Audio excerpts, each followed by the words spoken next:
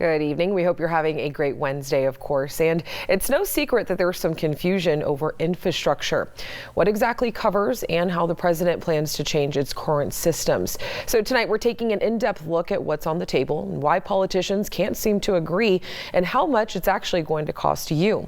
But first, let's go ahead and recap what the Biden administration says that it wants to do. So back in March, the president announced his infrastructure plan and the American Jobs Plan. The president says those moves will create thousands of jobs while fixing roads, bridges, and broadband connections in need of repairs. And since then, he's also rolled out the American Families Plan, which looks to add more social programs for Americans.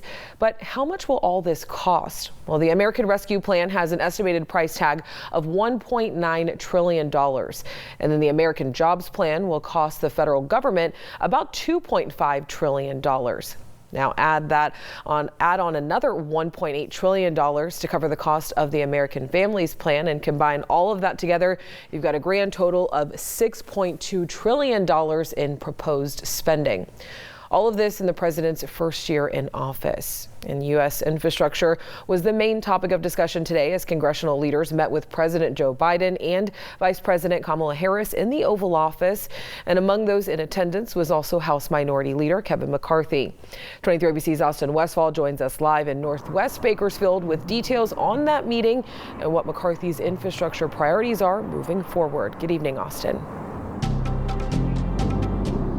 Yeah, Alex, it was just 2 weeks ago that House Minority Leader Kevin McCarthy had told 23 ABC that he had still not had his first meeting with President Biden and he was still waiting to schedule one. Well, now it appears that it happened today. The two talked infrastructure and they also aimed to find common ground.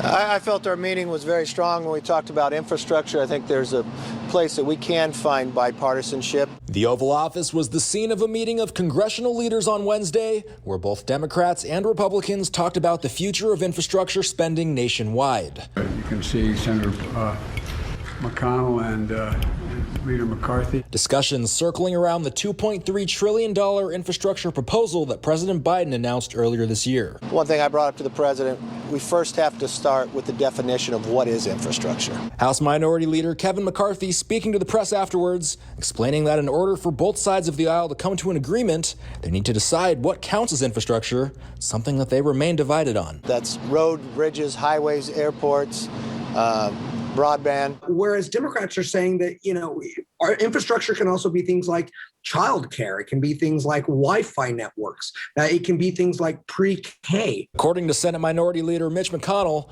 both Democrats and Republicans agree that there is a need for investment toward the country's infrastructure, but they also differ on how much to spend. Republican senators making a much smaller offer than Biden's $2.3 trillion last month, which was $568 billion. This weekend, Mitch McConnell said we're willing to go even higher as long as we are sticking with a traditional definition of what infrastructure is. Another point that'll need to be negotiated, according to McCarthy, is where that money's going to come from. Not to negotiate here, but you won't find any Republicans going to go raise taxes. Now, Republicans have not detailed how they would plan to pay for the new infrastructure bill. This is just the first step in a series of many negotiations that are going to be taking place over the next few months. We're just going to have to wait and see how things shake out, Alex. And Austin, this infrastructure bill has not been brought to Congress to be voted on yet, but do we know when that may happen?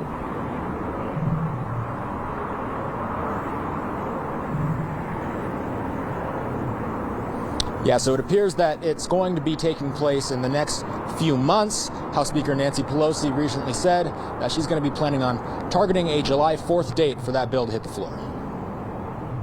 All right, thank you, Austin. And so how does the government plan to pay for all of these programs? The Biden administration says it'll be funded by new taxes. Now, most of those taxes will come from corporations. The American Jobs Plan calls for a roughly 7% tax hike on corporations. And then the American Families Plan will raise taxes on the nation's highest earners, bringing that tax rate to nearly 40%. The president says households making less than $400,000 a year will not be impacted by any of these tax hikes.